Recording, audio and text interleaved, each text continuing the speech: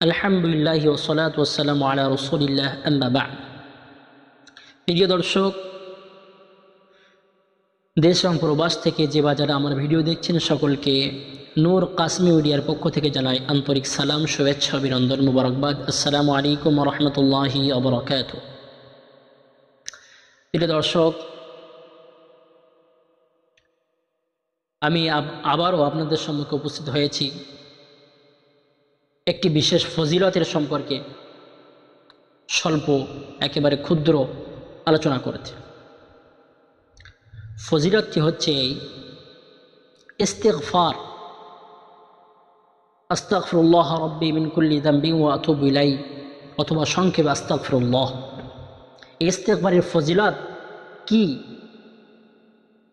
ইস্তিগফারের কয়েকটি ফজিলত আছে।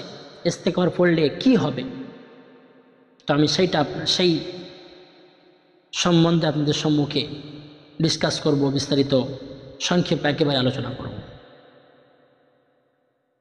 আল্লাহ রসুল সাল্লাল্লাহু আলাইহি সাল্লাম দিনে একেবারে কয়েকবার অগণিত একেবারে ইস্তেগফার করে ফেলতেন। তিনি মাসুম, তারপরেও ইস্তেগফার করতেন। আর আমরা তো গুনাহগার, তারপরে আমরা ইস্তেগফার, আমাদের খুব অল্প কিছু আমরা ইস্তেগফার করি, তারপরেও আমাদের মনে থাকে না। সকলকে আল্লাহ রাব্বুল আলামিন বেশি বেশি করে অগণিত ইস্তেগফার করা তৌফিক দান করুক, আমিন সুম্মা আমিন। শুনুন ইস্তেগফার করার ফজিলত। নাম্বার 1, ইস্তেগফার করলে আল্লাহ তাআলার সন্তুষ্টি অর্জন করা যায়। নাম্বার 2, ইস্তেগফার করলে সকল গুনাহ মাফ হয়ে যায়। নাম্বার 3, ইস্তেগফার করলে দুশ্চিন্তা ও বালা মুসিবত দূর হয়ে যায়।